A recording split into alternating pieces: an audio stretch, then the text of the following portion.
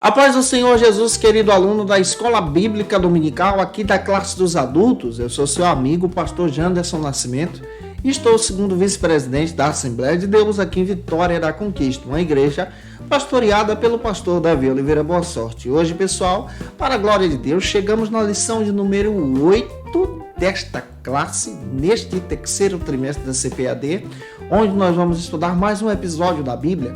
Vamos compreender sobre a cura de Naamã, que foi curado da lepra. Tem muita coisa boa para a gente aprender juntos na aula de hoje, tá? Você que está chegando por aqui pela primeira vez, aproveita, se inscreve no nosso canal, passa a ser um dos nossos alunos, deixa aí o teu likezinho, o teu joinha, porque com isso você ajuda muito a gente a falar de Jesus e compartilhar também a palavra de Deus. Aproveita também nota 10, deixa aí teu comentário, hashtag Glória a Deus e participe conosco nessa ministração. Eu estou comentando as lições de adultos, jovens, juvenis, discipulado, adolescentes, vencedores, pré-adolescentes também. Tem muita coisa boa aqui no canal. E se você quiser poupar o teu tempo, tá? Se você quiser preparar ainda melhor as tuas aulas, eu já fiz isso para você. Está disponível no nosso site Facilita EBD para quem se torna um dos nossos assinantes.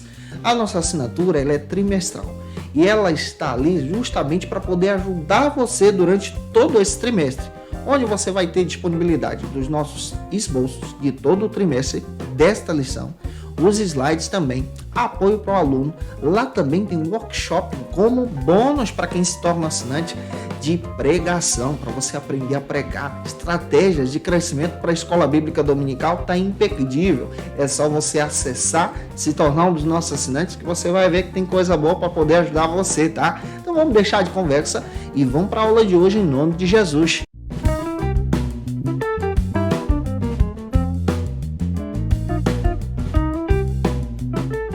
Hoje nós chegamos na lição de número 8 da classe dos adultos. Naamã é curado da lepra. Esse é o tema da lição. É importante você apresentar o textuário da lição para os teus alunos aí, tá? Está no capítulo 5, versículo 14 do livro de 2 Reis. Apresenta também a verdade prática. É importante você fazer essa leitura aí em sala de aula. E apresente também a nossa leitura bíblica em classe, que se localiza no livro de 2 Reis, capítulo 5, versículo 1 ao 10, versículos 14 e versículo 25 ao 27. Guarda isso aí, lê esse texto compassadamente com os teus alunos e você vai ver, vai ficar muito legal a tua ministração para a glória de Deus. Warren Wierbsen, comentando sobre o ministério de Eliseu e também de Elias, ele destaca que o ministério de Elias é tão profundo e tão marcante que o Novo Testamento cita o profeta Elias 29 vezes, enquanto o profeta Eliseu é citado apenas uma vez lá no Novo Testamento, Lucas capítulo 4, versículo 27. Porém, o ministério de Eliseu, que nós estamos estudando agora, é um ministério marcante, relevante, que traz um exemplo assim muito profundo sobre a pessoa de quem é esse profeta. Pastor Clayton Pomerene, o autor da lição, faz questão de destacar para a gente que olhar para a cura de Naamã, nesse episódio aqui, nós vamos trazer para o nosso coração reflexões assim profundas em sala de aula, como uma criada, uma serva, um adolescente orientou seu mestre, um homem poderoso em seu país, para poder ouvir a palavra de Deus. Aqui é uma inversão de papéis. Nós vamos aprender também que o rei de Israel, que é Jorão, supostamente conhecedor da palavra de Deus, mas não conhece, ficou desesperado quando alguém de outra nação chegou até ele com o objetivo de conhecer o Senhor, que esse episódio apresenta para a gente. Nós vamos aprender também como Naamã foi purificado da lepra. Aqui tem tantos exemplos para o nosso coração. E como Geazi, servo do profeta, do homem de Deus, não tinha visão. Pegou a lepra sobre si, que já existia sobre o seu coração. E vamos aprender também como um pagão passou a adorar a Deus. Como essa lição tem preciosidades, pedras preciosas para o nosso coração. Warren Wierbsen comenta o seguinte, que o Eliseu foi um verdadeiro operador de milagres no Antigo Testamento. O ministério dele traz essa marca. Ele operou milagres em diversas localidades ali, presentes em Israel, naquela comunidade onde ele exercia o seu ministério. Em 2 Reis, capítulos 5 e 6, nós encontramos aqui como ele curou um general de um império inimigo contra Israel, da lepra. Nós encontramos também como ele julgou seu servo Geazi diante da sua atitude má e da lepra que já estava presente no seu coração. E encontramos também nessa passagem do capítulo 5 e 6 como ele restaurou o ministério de um servo humilde que tinha perdido seu machado e voltou a trabalhar para a glória de Deus. Essa lição traz para a gente também essa reflexão. Vejamos aqui algumas linhas de pensamento muito importantes. Se você pega o capítulo 5 e o capítulo 6 de 2 Reis, você descobre então que há uma linha de distância muito grande entre um servo que perde um machado e um general que é curado da lepra. Mas aqui nós entendemos a ação de Deus com aquele que precisava da cura, conhecer também o Senhor, e com aquele que precisava ser restaurado, assim como aquele que precisava ser julgado. Deus não estava apenas curando Naamã, mas estava trabalhando no interior de Naamã, para que Naamã, então, fosse um instrumento dele em sua nação, para testemunhar do milagre do Deus de Israel. Como nós precisamos aprender sobre isso? Essa lição também traz a reflexão sobre esses capítulos, de que infelizmente Geazi perdeu seu ministério por causa da sua cobiça. Mas, ao mesmo tempo, nós encontramos aqui a restauração do servo que perdeu seu machado à beira do Jordão, que pensou que seu ministério tinha acabado, mas reconheceu seu erro, procurou o homem de Deus e teve o seu ministério restaurado. Diante disso, eu espero que Deus te use na escola bíblica dominical, como boca de Deus, para poder alegrar o coração dos teus alunos e que eles saiam da tua aula fervorosos em Jesus. O primeiro ponto da aula de hoje trata sobre o seguinte assunto aqui na nossa EBD. Naamã, chefe do exército sírio. Russell Champlin destaca para a gente que o termo Naamã significa deleite. O próprio pastor Clayton destaca que ele pode ser traduzido também como benevolente. Todavia, nós precisamos também entender que existem 3 personagens no Antigo Testamento que têm esse nome. E em sala de aula também precisamos apresentar esses que têm esse nome. Em Gênesis 46, 21, nós encontramos o segundo filho de Bela, descendente da tribo de Benjamim, que recebe o nome de Naamã. Em 1 Crônicas 8:7, nós encontramos um descendente de Geba, também da tribo de Benjamim, que também recebeu esse nome, um chefe de família. E em 2 Reis 5:1, nós encontramos agora esse personagem, o Naamã da Bíblia aqui. E diante disso, vamos mergulhar sobre o que está acontecendo em sala de aula. Eu espero ajudar você. E se eu estou ajudando você, comenta aí. Vamos agora para o primeiro subtópico que trata sobre o seguinte assunto na nossa EBD. Naamã, um comandante honrado. Russell Champlin comenta a respeito de Naamã, que Naamã era um comandante honrado que pertencia ao exército sírio e se estabeleceu em Damasco, nos tempos do rei Jorão, rei de Israel. Outro detalhe que nós descobrimos também, que ele era um homem habilidoso, muito corajoso, que fazia parte de uma grande posição, de uma alta patente no Império Sírio. Clayton Pomerene destaca para a gente que os sírios e os israelitas eram inimigos. A Bíblia cita para a gente também algumas vezes em que os sírios e os israelitas entraram em guerra, como 1 Reis capítulo 11, versículo 25, 1 Reis capítulo 20, versículo 1 e 22 e capítulo 22, versículo 31. Nós vamos encontrar exatamente essas guerras sendo citadas, travadas entre os sírios e entre os israelitas aqui. E o próprio Naamã, ele é destacado na Bíblia como um homem vitorioso, um homem que tinha um grande valor para os sírios. Porém, era leproso, porém, tinha uma doença que afastava ele da sua família, tinha uma doença que trazia um grande pavor no mundo antigo, que destruía a pessoa. A lepra também é conhecida atualmente como a hanseníase. Hoje em dia já há tratamento para isso, mas naquele período não tinha. O tratamento que existia era estabelecido pelos sacerdotes. E o que é lepra no mundo antigo para a gente entender? Êxodo capítulo 4, versículo 6 diz que a lepra era reconhecida na vida da pessoa pela sua brancura que aparecia na pele, por inchações, por tumores que surgiam na pele da pessoa. Levítico capítulo 13 e 14 fala exatamente sobre todos os detalhes da lepra, o procedimento que já era necessário ter nesse cuidado para o afastamento daquele que tinha lepra da comunidade, como aquele deveria também ser restaurado se fosse curado da lepra. Possivelmente era um tipo de mofo, também conhecido como um fungo que se estabelecia sobre a pessoa. Levítico capítulo 13, versículo 47 e 49 cita isso para a gente. Os leprosos eram forçados a ficar longe da sua família,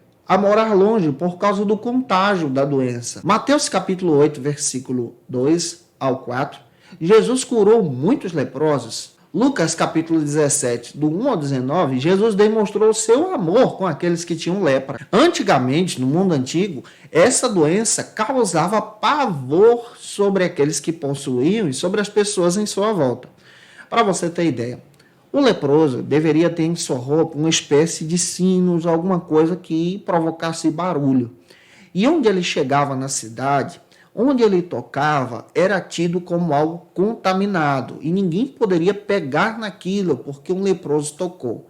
Ele deveria gritar também, lepra, lepra, estou leproso, para que as pessoas se afastassem dele. Era uma doença que causava a morte, desprezo, desvalorização. E a separação daquele que possuía essa doença era uma separação terrível, tirava ele do convívio da sociedade, dos seus filhos, da sua família. Com a lepra, nós podemos fazer um link em sala de aula sobre o pecado. O pecado também é simbolizado na lepra do Antigo Testamento. O que é o pecado? É a desobediência. O pecado é andar conforme a sua vontade e não de acordo com a vontade de Deus. O pecado é um estado de disposição de conduta má. O que a Bíblia diz que é pecado? Onde nós podemos fazer esse link com a lepra aqui. Hebreus capítulo 2, versículo 2. O pecado é desobediência. Isaías 51:1. O pecado é transgressão. Isaías 51:2. O pecado é iniquidade. Romanos 1:29. O pecado é maldade. Atos 3:26. O pecado também é perversidade. Jeremias 14:7. O pecado também é rebeldia, rebelião. Sofonias 1:9. O pecado também é engano. Romanos 1:18. O pecado também é injustiça. Romanos 1:27. O pecado também é visto como falta. Romanos 1:18. O pecado é visto também como impiedade. 1 João 2:16. O pecado também é a concupiscência da carne, dos olhos e desse desejo por riquezas inefreável. E Ezequiel 1:27. O pecado também é depravação. O pecado é visto na Bíblia como algo terrível, que nos afasta de Deus, semelhante ao que a lepra fazia no Antigo Testamento. O pecado atinge toda a raça humana. Gênesis capítulo 3, Romanos capítulo 3, versículo 23. O castigo do pecado é a morte física e espiritual. Romanos 6:23. Romanos 3:21 está escrito que nós escapamos do pecado pelo fato de aceitar Jesus como nosso Salvador. Mateus capítulo 12, do 31 ao 32, o pecado sem perdão, pela Bíblia, isso é incredulidade, é agir de forma incrédula. Mateus 22:28, aquele que vive em pecado e não aceita Jesus, age contra a sua própria alma, não ama a sua alma. Mas a Bíblia traz esse link para a gente, entre o pecado e a lepra. A lepra nos contamina aos poucos. O pecado também nos contamina aos poucos. O pecado leva à morte espiritual. A lepra também levava à morte. E, por fim, o pecado leva à cauterização. Olha o que está escrito em 1 Timóteo capítulo 4, versículo 2. Vivemos em uma geração de leprosos espirituais. O autor aos Hebreus capítulo 9, versículo 22, alerta sobre isso. Então, olhar para a lepra de Naamã é entender a consequência do pecado. Tenta fazer esse link aí e utilizar isso em sala de aula. Nós precisamos buscar restauração. Agora, eu acho lindo aqui é que Naamã busca restauração. Você que está em pecado, busque também restauração. Busque encontrar o Todo-Poderoso, como Naamã fez. Ele tem poder de perdoar você, purificar o teu pecado e te libertar dessa lepra espiritual também, que está causando morte, aflição, tristeza na tua alma, está te afastando do Senhor, do teu convívio familiar. É isso que o pecado faz. Às vezes, quando nós estamos em pecado, nos afastamos até da nossa família. A lepra causava isso. Para pensar sobre isso e volte para Cristo. Se você conhece alguém que precisa ouvir essa palavra, precisa ser libertado dessa lepra, envie esse vídeo para ele, para ela. Cristo tem a oportunidade de cura para você. Fale sobre isso em sala de aula. Cristo ainda cura de lepra. Cristo ainda perdoa pecado. Cristo ainda age e te dá nova vida. E eu espero que você seja um instrumento em Jesus. O segundo subtópico da nossa lição trata sobre o seguinte assunto aqui na nossa EBD. A escrava, uma testemunha. Quando nós olhamos para o perfil dessa adolescente que morava na casa de Naamã, nós descobrimos que aquela menina já era livre. Ela servia como escrava, mas ela era livre em Deus. Oh, glória! Ela testemunhava do Deus da liberdade, do Deus da cura. Testemunhava que em Israel tinha homem de Deus, ao ponto da sua mensagem, da sua pregação, de forma simples, anunciada, eu acredito que na casa, no dia a dia, na cozinha, no serviço, alcançou o coração de um general e do seu próprio rei. Warren Wiersbe destaca o seguinte para a gente. Naamã, em sua lepra, diante das suas conquistas, não sabia, mas Deus já estava pavimentando o caminho, preparando tudo, para que ele pudesse então ter um conhecimento da revelação do Deus vivo. Em uma das suas vitórias, das suas conquistas, Naamã então leva uma adolescente, uma menina, para ser escrava e servir na sua casa, sua própria esposa. Só que ele estava levando um instrumento de Deus, uma serva de Deus, uma menina que conhecia e temia o Senhor, que foi parar na sua casa para testemunhar da vontade do Deus vivo. Como Deus usa cada oportunidade que nós temos de falar de Jesus para alcançar vidas. O Senhor mostrou a bondade dele, a misericórdia dele, em favor de Naamã, separando essa serva para servir na sua casa, para que ela pudesse testemunhar como Deus ainda usa adolescentes tementes a Deus. A menina testemunhou humildemente da sua fé. Ela testemunhou do Deus vivo e essa mensagem alcançou o coração de Naamã. Às vezes, quando testemunhamos de Deus de forma simples, humilde, Deus usa aquela palavra para impactar vidas. Deus está querendo usar você para impactar vidas. Seja lendo um versículo, cantando um hino, oh glória, Deus quer usar você para ser um instrumento. Falando dos milagres do Senhor, dos feitos do Senhor. Isso é discipular, é discipulado. Nunca subestime o valor de um testemunho. Nunca subestime o valor de uma palavra. Nunca subestime o valor de um versículo. Aquela menina diz que em Israel tinha homem de Deus. O Deus vivo operava milagres. Esse é o testemunho dela. Clayton Pomerene, comentando na lição, destaca para a gente aqui também algo muito interessante, que essa menina se tornou um agente do Senhor na casa de Naamã. Deus também levanta os seus agentes em cada local, em todos os departamentos, em cada comunidade, para a sua glória. Essa menina não deixou se influenciar pela cultura pagã, ela se recordava do que Deus fez. Como o exemplo dessa adolescente é lindo, ela não é influenciada pelo relativismo religioso do seu tempo, da sua época, mas ela continua crendo no Deus vivo e testemunhando do Senhor.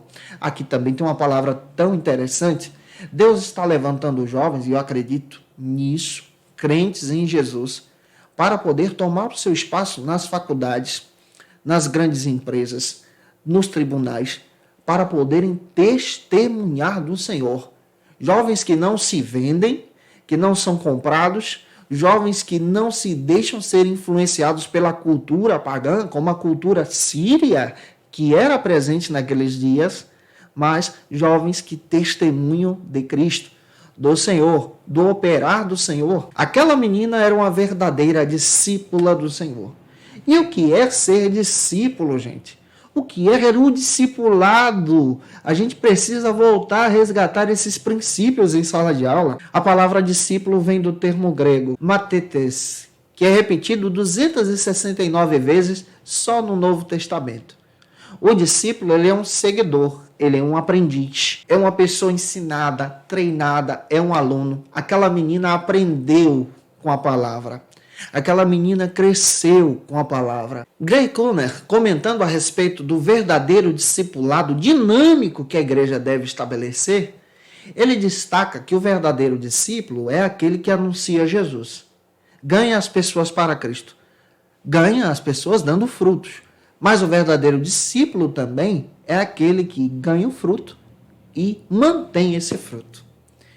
Ele ensina esse fruto. Ele guarda esse fruto. Para a glória de Deus, ele procura conservar esse fruto, para que o nome do Senhor seja glorificado. Será que estamos parando para pensar sobre isso? Nós da Assembleia de Deus temos uma habilidade muito grande de ganhar vidas para Jesus, ganhar pessoas para Cristo, ganhar pessoas que são influenciadas pelo poder do Evangelho. Mas, infelizmente, deixamos a porta do fundo da igreja aberta. Essas pessoas, boa parte, não permanecem em nossas igrejas, em nossas comunidades. Logo vão para outras denominações. Porque não há um acompanhamento, não há um discipulado. É necessário voltarmos o nosso olhar para o verdadeiro discipulado. O crente, quando é discipulador, ele anuncia a verdade, ele mantém o fruto. Ele se preocupa com aquele que se converteu, manda uma mensagem para ele, entra em contato, chama ele para perto, incentiva-o a cultuar. Essa é a prática que os nossos irmãos pioneiros da Assembleia de Deus realizavam há tempos atrás e precisamos voltar a resgatar isso. Voltar a resgatar o verdadeiro discipulado. Olhar para essa menina e entender que ser discípulo de Jesus é. João capítulo 8, versículo 31. Ser um crente envolvido na palavra. Ela testemunha da palavra de Deus. João 13, 35. Ela se sacrifica sem medir esforços. Ela estava vivendo como escrava, mas estava testemunhando. João 15, 8. Ela continuava dando testemunho, ao ponto da sua palavra, que foi pregada para sua senhora, chegar ao ouvido do marido de Naamã, que acreditou pela fé naquela mensagem. Lucas 14, 27. Ser discípulo de Jesus é assumir o seu lugar, tomar sua cruz e anunciar o Cristo. Lucas 14, 33. Discípulo de Jesus é aquele que renuncia a sua vida e segue Jesus. Aquela menina renunciou a sua vida de ser liberta, mas ela agora, como escrava, era liberta em Jesus, era liberta no Senhor e anunciava da verdade de Deus. Tenta pegar isso aqui e apresentar em sala de aula e que Deus use você a partir dessa reflexão. Vamos agora para o terceiro subtópico aqui do primeiro ponto, que trata sobre o seguinte assunto na nossa EBD. A caravana de Naamã. Quando Naamã, então, entende a mensagem, ele vai ao seu rei e pede autorização e cartas para poder serem enviadas ao rei Jorão, rei de Israel, para que a sua ida não fosse vista como um ato de guerra. Afinal, a Síria e Israel eram povos inimigos, como já citei para você aqui na nossa perspectiva de aula. Então, essas cartas seriam cartas pacificadoras. O objetivo da ida de Naamã até Israel é um objetivo totalmente diferente, que não é um ato de guerra. Warren Wiersbe chega a comentar que o ato de Naamã ir pedir a sua autorização e as cartas para o seu rei, para Israel, também transmite para a gente uma cultura pagã. Que cultura é essa? Ele vai com a sua caravana para Israel e leva consigo riquezas, leva consigo parte do seu exército, com o objetivo de pagar o profeta. É um ato pagão de ter aquela ideia de pagar pelo serviço, pagar pela cura, pagar pela restauração. Isso aqui não reflete, por exemplo, essa perspectiva errada teológica sobre a teologia da prosperidade? Você deve pagar o teu voto, oferecer algo para receber em troca. Nós vamos aprender com essa lição que Deus não está nem um pouco preocupado com aquilo que você paga, porque o alto preço já foi pago por você na cruz do Calvário. Deus está interessado no teu reconhecimento pela fé de que Ele é o Senhor da sua vida. Naamã levou consigo 300 quilos de prata e 60 quilos de ouro, além de diversas peças preciosas, como roupas, para poder pagar o tributo ao profeta Eliseu. Quando você observa a passagem que a serva de Deus anuncia sobre o homem de Deus, ela não anuncia que o profeta pedia algo em troca. Ela não anuncia que o milagre seria resultado de um pagamento, mas o milagre seria resultado da fé. Muitas pessoas que não são salvas, não são crentes, acabam complicando as coisas pelo fato de não conhecerem o Senhor, de não conhecerem a palavra.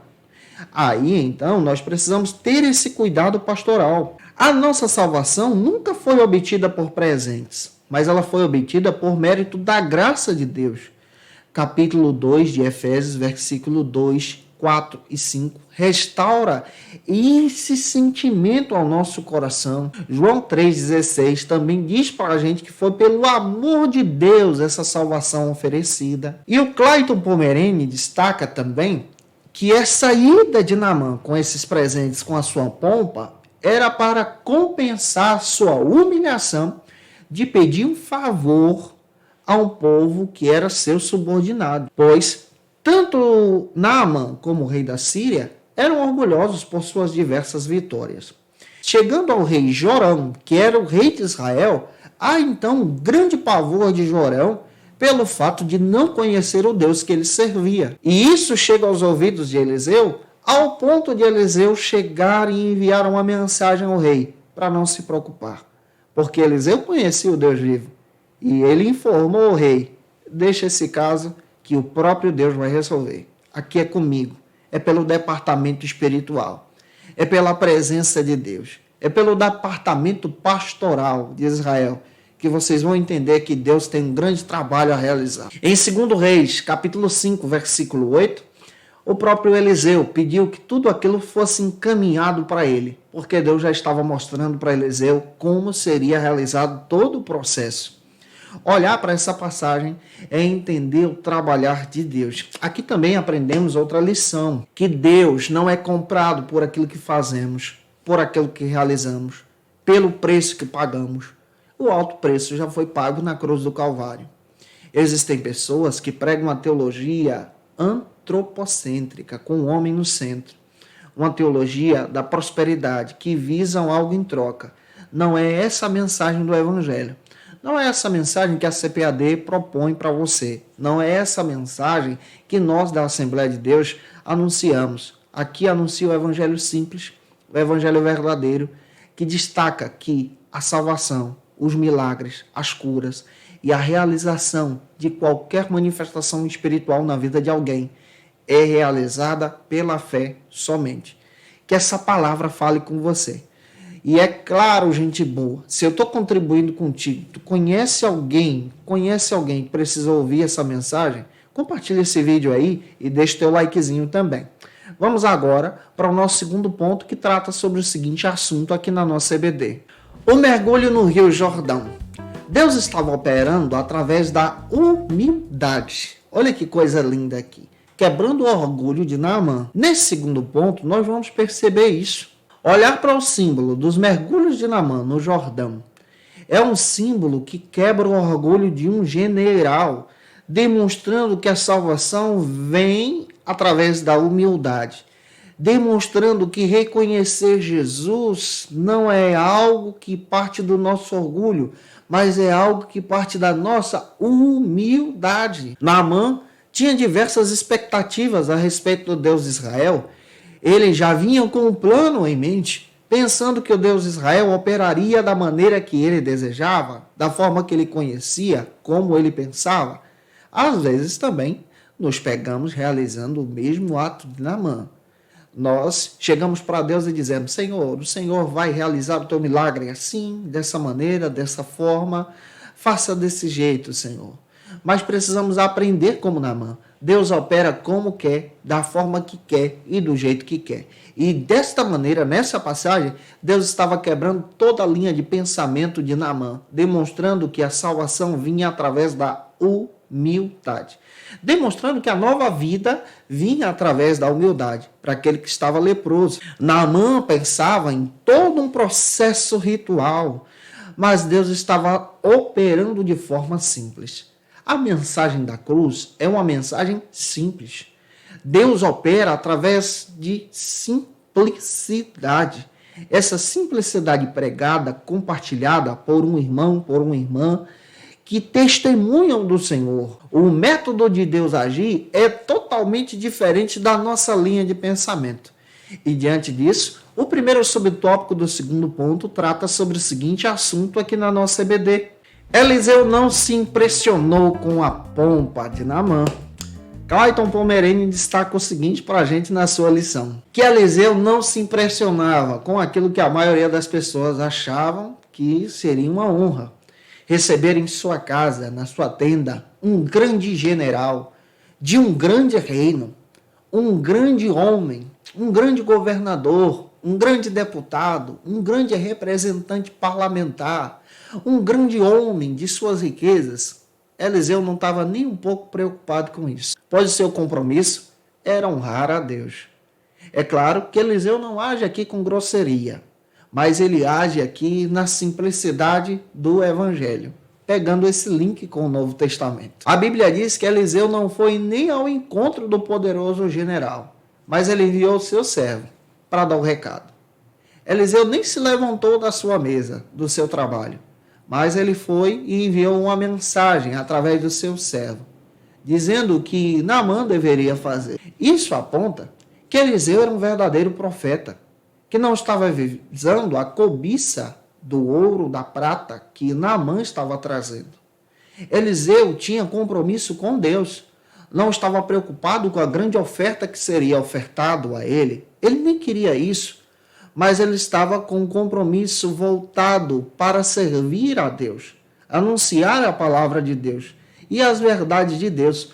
Como isso aqui quebra tanta coisa, tantos ídolos do nosso tempo. Muitas pessoas só pregam se o cachê for bom. Muitas pessoas só ministram se a oferta for ótima. E se esquecem do compromisso do Evangelho. Muitas pessoas estabelecem valores e perdem o foco. Não faça isso. Tome cuidado. Aprende com a escola bíblica dominical, que Eliseu servia a Deus, que Eliseu tinha compromisso com Deus. É claro que isso não exclui aquele irmão que tem um compromisso com Deus, compromisso com a palavra, exerce o seu ministério de itinerância de forma fiel, digna, honrando seu pastor e sua igreja local. É necessário que a igreja que convida esse irmão ofereça, sim, uma oferta para ajudar esse irmão nas suas despesas, naquilo que ele faz, no compromisso, na sua dedicação pela palavra. O que estamos combatendo aqui é um falso evangelho. Um evangelho que visa o mercado. Esse tipo de evangelho não está no coração de Eliseu. Quem tem o coração como Eliseu tem um compromisso com a voz de Deus. E desse tipo de pessoas, Deus está à procura no nosso tempo. Gente que prega o evangelho. Gente que anuncia as verdades. Gente que tem compromisso com Deus. Gente que não se impressiona com a riqueza do outro, mas se impressiona com o caráter de Deus, com a manifestação de Deus na sua vida. Que você também seja assim. Em 2 Reis, capítulo 5, versículo 10, Eliseu mandou o seu empregado, o seu servo, Geazi, ir até Naamã. Muitas pessoas agem em nosso tempo como Naamã, apresentando os seus feitos, a sua riqueza, o seu currículo, os seus títulos, para poder impressionar os homens de Deus. Mas quem tem compromisso com a verdade não massageia o pecado de ninguém. Quem tem compromisso com o evangelho não se vende diante do pecado. O pecado aqui é simbolizado pela lepra. O pecado aqui é simbolizado por essa lepra que estava matando Naamã de dentro para fora. Vamos entender a verdade de Deus. Aquele que tem compromisso com o evangelho denuncia o pecado, denuncia as mentiras e continua vivendo a palavra de Deus. Não se contamina, não se envolve, mas envia a mensagem de restauração. Envia o consolo. É por isso que nós estamos cientes que em nosso tempo existem falsos profetas, falsos pastores, falsos professores da escola bíblica dominical, falsas pessoas que estão diante do altar de Deus com objetivo financeiro. Isso é uma verdade. E isso também deve ser ensinado na escola bíblica dominical sobre o cuidado dessas situações. Pessoas que massageiam o pecado do outro. pessoas que têm uma mensagem que massageia o teu ego, pois o seu objetivo está na oferta que elas vão receber, naquilo que vai chegar depois, como Naamã estava oferecendo. Aquele que tem compromisso com Deus anuncia a verdade de Deus. Eliseu sabia o que estava acontecendo, sabia da vida espiritual e da necessidade de cura de Naamã. E Eliseu aponta a simplicidade de Deus para aquela cura. Aponta o evangelho.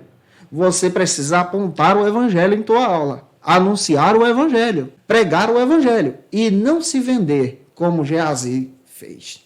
Diante disso, nós vamos pegar alguns exemplos aqui de Geazi também. Avançando, vamos para o segundo subtópico da aula de hoje, que eu espero que edifique você.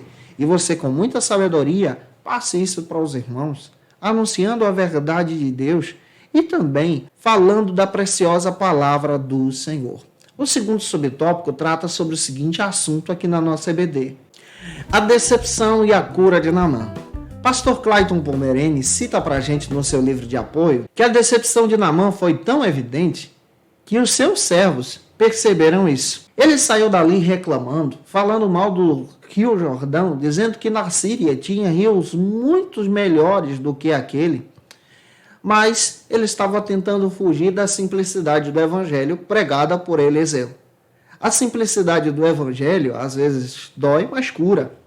Às vezes trabalha no coração de forma ferrenha para quebrar o teu orgulho, mas traz cura. Ele tentou renunciar à ida ao Jordão, renunciar à mensagem do profeta. Às vezes a mensagem, quando ela é pregada para curar alguém, ela incomoda o coração. E aquele que está vivendo uma lepra espiritual, como o próprio Naamã, ele renuncia à mensagem que está sendo pregada. Mas graças a Deus, que Deus levantou servos, de novo, para aconselhar Naamã. Ele levantou uma serva na casa dele para falar do milagre do profeta e agora está levantando servos do lado dele para anunciar que ele deveria renunciar o seu orgulho, descer no Jordão e fazer o que o profeta estava dizendo. Quando nós lemos 2 Reis, capítulo 5, versículo 2 ao seguir, nós percebemos muito bem como Deus estava usando servos. E Deus ainda continua usando servos, que chega do nosso lado quando a gente está em pecado e diz: olha, é melhor você obedecer do que sacrificar. Olha, é melhor você passar pela disciplina. Olha, é melhor você crescer em Jesus, renunciar à mentira, renunciar ao adultério, renunciar ao pecado, para servir ao Cristo. Deus está usando servos novamente para anunciar a Naamã a verdade do profeta, para anunciar a Naamã a palavra de Deus. Deus continua usando os seus servos. Deus continua usando os seus servos hoje, nos alertando e dizendo: olha, realmente você está em pecado. Realmente sai dessa prática. Abandona o uso das drogas. Abandona o uso da bebida. Não adianta você querer ter um relacionamento com a bebida, da lepra, e estar presente na igreja com a sua pompa. É melhor você ser liberto. Abandona o pecado, mergulha no Jordão. Clayton Pomerene, no seu texto de apoio, eu acho isso lindo aqui, descreve que Eliseu discerniu espiritualmente o que estava acontecendo. Eliseu discerniu que a lepra não estava instalada no corpo, do lado de fora de Naamã. Não era aquela ali a verdadeira lepra a ser combatida. A verdadeira lepra estava no coração de Naamã, através do orgulho, o pecado impregnado ali. E Eliseu vai na ferida. Eliseu vai no ponto certo. Ele diz: vamos combater aqui. Eliseu discerniu que a cura da lepra de Naamã seria realizada pela fé. E isso aqui é interessante, quando Deus levanta homens de Deus que não visam massagear o ego de ninguém, ele levanta homens de Deus que têm compromisso com a verdade, que anunciam a verdade de Deus, que falam do verdadeiro evangelho. Como nós precisamos do verdadeiro evangelho hoje?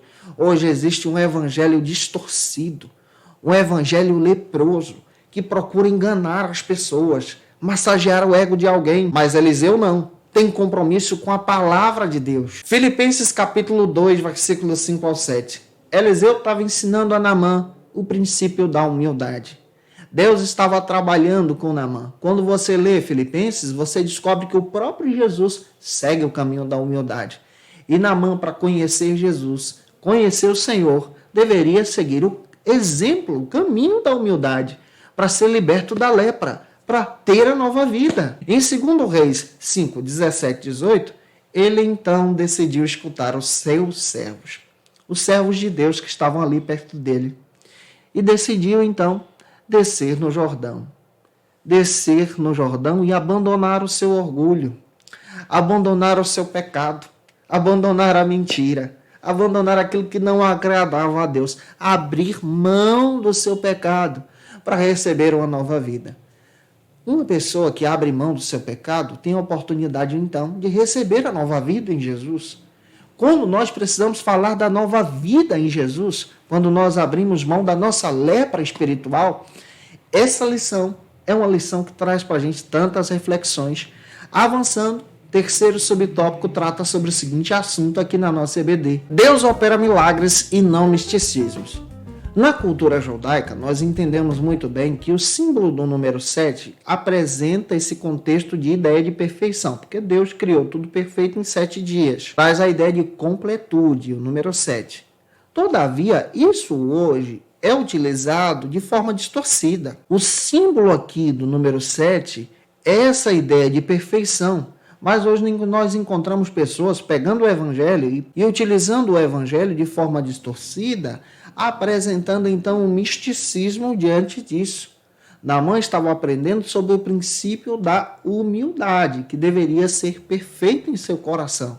Essa é a ideia do texto. Pastor Clayton Pomerene comenta o seguinte para a gente: que no Novo Testamento nós não encontramos nenhum indício da utilização no ministério de Jesus dessa ideia de numerologia, essa ideia de realizar determinadas campanhas de tantos números para poder receber um milagre. Nós não encontramos isso no Novo Testamento, praticado pela igreja. E esse conceito místico que existe no nosso tempo acaba também trazendo uma distorção do evangelho, perdendo o foco. Aqui nós precisamos entender muito bem o que está sendo propagado. Olha, aquele tipo de ensinamento de dizer, olha, você precisa fazer uma campanha de determinados dias, de 3 dias, de 7 dias, de 21 dias, para receber a tua vitória. Se você não fizer, você não vai receber. Trazendo essa ideia que você precisa pagar o preço para receber algo em troca. Essa é a linha de pensamento do Naamã. Mas dentro da Bíblia, nós também aprendemos outra lição, que o Novo Testamento apresenta para a gente que a obra salvífica de Cristo na cruz do Calvário foi completa. Isso quer dizer que já cai por terra essa ideia e esse conceito que eu preciso pagar o preço para receber algo em troca. Que eu preciso fazer determinadas campanhas de tantos números para poder realizar um milagre na minha vida. Que eu preciso realizar tantos jejuns para poder ser abençoado. Essa ideia mística distorcida cai por terra na cruz do Calvário. Porque na cruz Cristo já pagou alto preço. Na cruz nós temos acesso a todas as bênçãos espirituais. Efésios 1:3. Na cruz nós temos a oportunidade agora de receber todos os benefícios através da salvação. Todavia, preciso deixar bem claro também para você ter essa linha de pensamento, que não estou combatendo aqui, por exemplo, campanhas que são realizadas em igrejas sérias. Uma igreja séria, uma igreja bíblica, de repente coloca um propósito fixo para ter um início e fim. Esse propósito fixo, de repente, é direcionado por Deus ao pastor e ele combina com a igreja. Irmãos, nós vamos estar orando aqui durante 7 semanas, por exemplo, por um propósito, o propósito da salvação. Se Deus quiser realizar, ele vai fazer isso. O pastor ele pode, por exemplo, colocar também um propósito fixo. Irmãos, nós vamos jejuar durante 3 domingos aqui, apresentando o início e fim, com o propósito de demonstrar uma santificação. A igreja também pode estabelecer campanhas de oração que têm um início e um fim, que possuem um início e um fim, com o propósito de honrar o Senhor. As campanhas devem ser realizadas assim. Agora, a partir do momento que isso vira uma coisa mística, que você só vai ser abençoado se você participar de todas, isso acaba trazendo uma distorção do verdadeiro propósito daquela oração, do verdadeiro propósito daquela campanha e daquele processo de santificação aqui. E aqui eu quero também destacar algo que você, como cristão, pode ter propósitos pessoais. Isso você pode realizar. Propósitos em comunidade com a igreja, de repente o pastor convoca você para um período de jejum. Por exemplo, aqui em Vitória da Conquista, todo primeiro domingo do mês, a igreja está unida em oração e jejum, em consagração na escola bíblica dominical. Isso é um propósito. Você pode ter propósitos também individuais. De repente você coloca no seu coração, particularmente, dizendo: Senhor, eu vou tirar tantos dias, eu vou tirar um mês, eu vou tirar tantos dias determinados com esse propósito para que o Senhor me responda. Isso é algo particular seu, você pode fazer isso. O que nós estamos combatendo aqui é um misticismo religioso que foca na numerologia que distorce o evangelho. Para pensar sobre isso e viva uma vida de forma bíblica, sadia e cristã. Avançando, vamos agora para o terceiro ponto. Eu espero estar te ajudando até aqui. Que essa palavra edifique você, que você em Cristo seja abençoado em Jesus. Nesse terceiro ponto, nós vamos então tratar sobre o seguinte assunto na nossa EBD. Geazi é acometido da lepra. Warren Wiersbe, comentando sobre a passagem do capítulo 5, versículo 20 a 27, de 2 Reis, ele destaca aqui um processo de juízo de Deus sobre o servo Geazi. Enquanto Naamã procurava buscar o Senhor, conhecer o Senhor, e estava tendo essa oportunidade de ter uma nova vida agora em Jesus, abandonando seu pecado da lepra, o Geazi estava leproso no seu coração. Mesmo aprendendo com o profeta, caminhando com o profeta, sendo ensinado pelo profeta, o seu foco não estava no evangelho. Em outras palavras, não estava na mensagem, não estava na restauração de alguém, mas estava no ganho e no benefício pessoal. E ele estava desobedecendo uma ordem do próprio mandamento. Êxodo capítulo 20, versículo 17, não cobiçarás. Ele cobiçou aquelas riquezas para si. Pessoas cobiçosas como Geazi transformam as riquezas, o ganho, como seu próprio ídolo, a razão de viver, dão falso testemunho e roubam do próprio Deus. A vida espiritual de Geazi estava morrendo e ele não estava percebendo. Muitas pessoas também estão morrendo como Geazi. Quando você olha para a palavra, em 2 Reis capítulo 4, versículo 27, quando a sunamita vem atrás do profeta Eliseu, a mulher se afasta de Geazi, porque não confia na palavra que saía da boca de Geazi. No capítulo 4, 2 Reis, versículo 31, quando ele é enviado para orar pelo menino, interceder pelo menino, para que o menino ressuscitasse, com o cajado do profeta, a autoridade do profeta, nada acontece, porque faltava unção, comunhão, presença de Deus na vida dele. E em 2 Reis, capítulo 5, do versículo 20 ao 27, nós encontramos o coração desse homem cobiçoso, um coração leproso, doente por dentro, sendo discípulo, mas não convertido. O primeiro subtópico do terceiro ponto traz para a gente a seguinte reflexão nessa lição de hoje. A rejeição dos presentes. Pastor Clayton Pomerene destaca que a cura física de Naamã resultou também na cura do seu orgulho, na lepra que estava no coração dele. Ao ponto do próprio profeta Eliseu demonstrar uma grande lição também. Ele trouxe tantos presentes e esses presentes foram rejeitados pelo próprio profeta, pois Naamã, novo convertido, queria deixar aquela ideia pagã de pagar pelo milagre. E Eliseu estava discipulando ele e ensinando que Deus realiza tudo pela graça, pela misericórdia e pela sua vontade. Eliseu estava rejeitando todos os tributos que o próprio Naamã estava oferecendo a ele, demonstrando que o milagre de Deus, a salvação, é oferecida de graça. Naamã insiste muito, mas percebemos que Naamã insiste muito para que Eliseu ficasse com algum dos presentes, mas percebendo que Eliseu rejeitou, então ele decide retornar para a Síria. Além de Eliseu rejeitar exatamente todos os presentes, aprendemos aqui uma grande lição, que Deus cura gratuitamente, que Deus opera um milagre gratuitamente, e essa lição estava sendo impregnada no coração agora do próprio Naamã. E o valor dessa lição é tão precioso que Naamã se torna uma testemunha de Deus na Síria. Warren Wiersbe comenta que o próprio Naamã estava começando a aprender e crescer no exemplo do discipulado. Aprender que a fé é manifestada pela graça de Deus. O milagre também.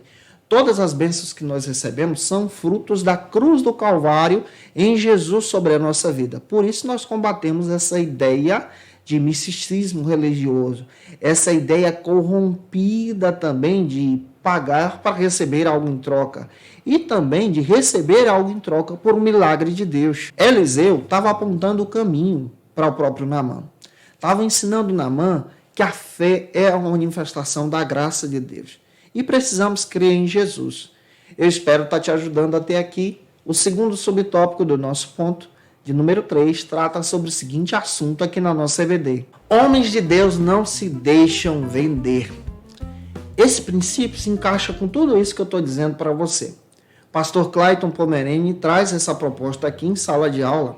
Warren Wiersbe, comentando sobre Geazi, ele diz que apesar de Geazi aprender com Eliseu, caminhar com Eliseu, e está testemunhando os milagres que Eliseu realizava, era um homem que se vendeu. Era um homem que teve o seu ministério revogado pelo fato de mentir diversas vezes. E quantas vezes Geazi mentiu? Segundo Reis, capítulo 5, versículo 20. Ele mentiu para si mesmo quando foi atrás do dinheiro de Naamã, quando fugiu da conduta e dos padrões de servir ao Senhor, quando foi buscar algo em troca por aquilo que Deus fez. Capítulo 5, versículo 21 ao 24, ele também mentiu para Naamã, que recebeu a nova vida, o novo convertido, quando chegou a Naamã dizendo em nome do profeta que ele estava ali para buscar alguns presentes. E em 2 Reis 5, 25 ao 27, ele também mentiu para o próprio profeta, quando retorna com os presentes,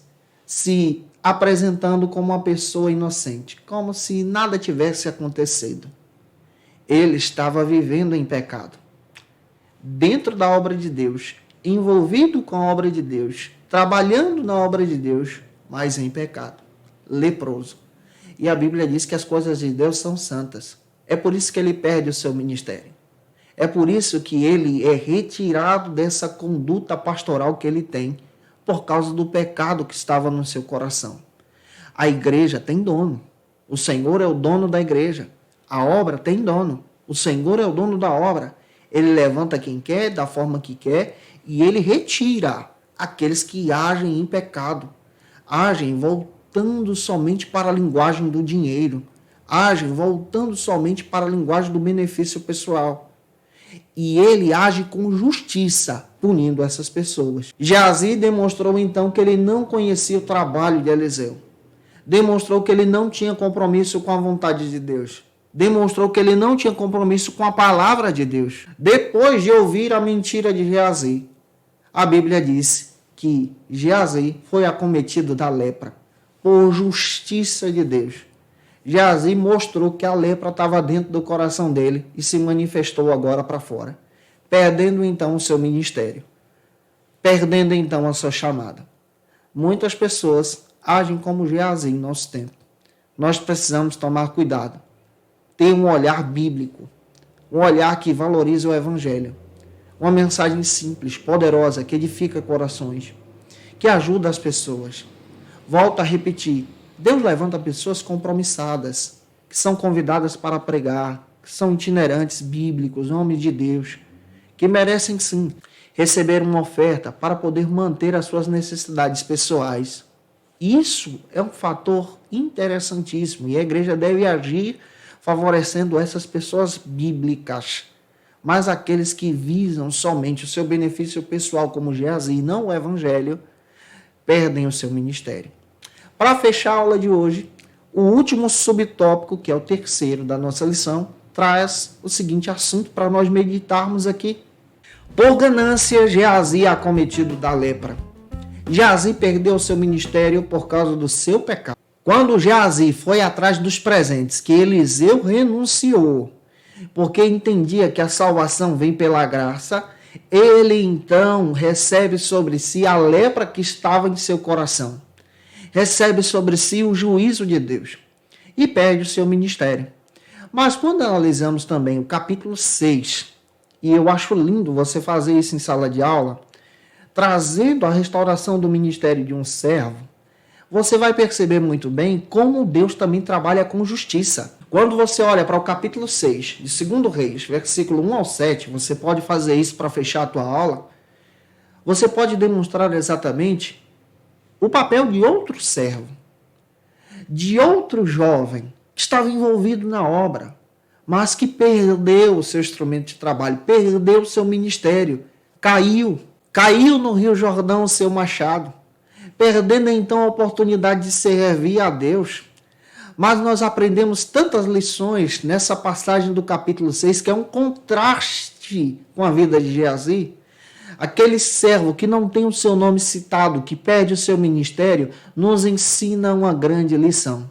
Warren Wiersbe destaca o seguinte, que Geazi perde o seu ministério diante de Eliseu, mas Deus restaura o ministério de um servo que está envolvido na obra, que perde o seu ministério no caminhar dessa obra, trabalhando enquanto servia.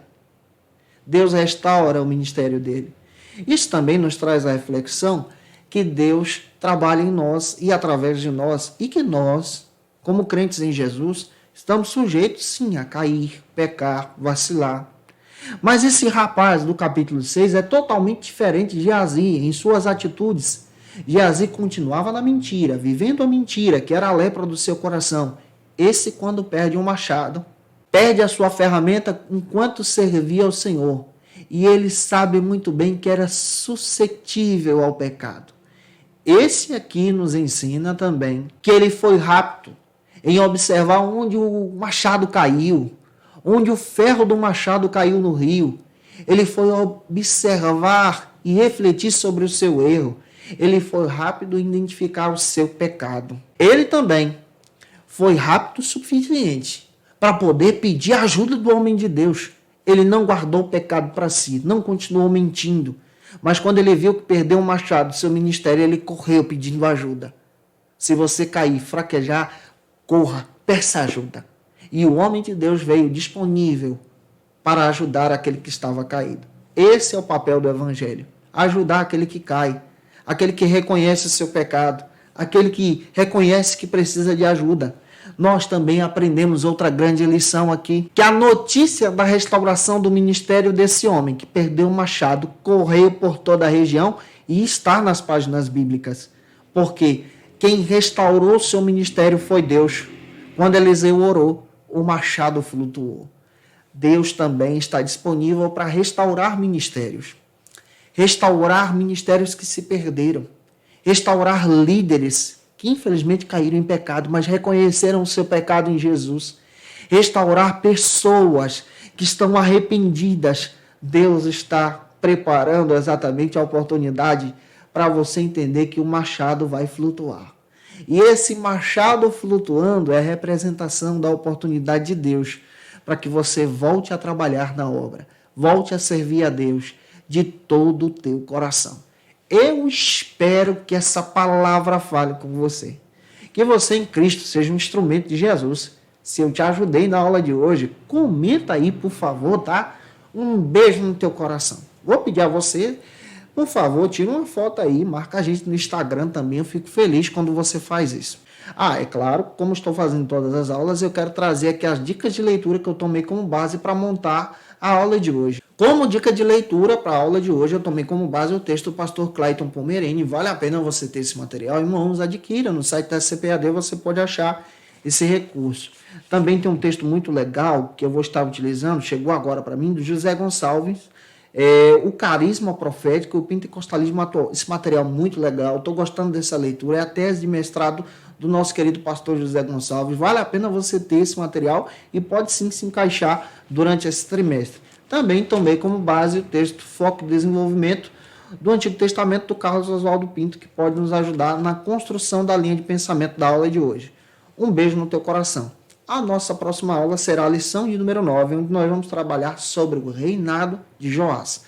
Claro que a gente já está se preparando aí para o quarto trimestre de 2021. Nesse quarto trimestre, nós vamos trabalhar um assunto muito interessante. Em breve divulgo aqui para vocês. Um beijão e até a próxima aula, se Deus quiser. Conheça o Facilita EBD. Acesse já facilitaebd.com.br. Uma plataforma exclusiva para você que deseja aprimorar e dinamizar as suas aulas da escola dominical. No Facilita EBD você encontra subsídios bíblicos e teológicos para dinamizar as suas ministrações na escola dominical, cursos bíblicos para aprimorar e te ajudar na sua leitura completa da Bíblia, treinamento dinâmico para professores e líderes da escola dominical. Tá esperando o quê para ser um dos nossos alunos? Vem pro Facilita EBD e torne-se um dos nossos assinantes. Acesse já facilitaebd.com.br.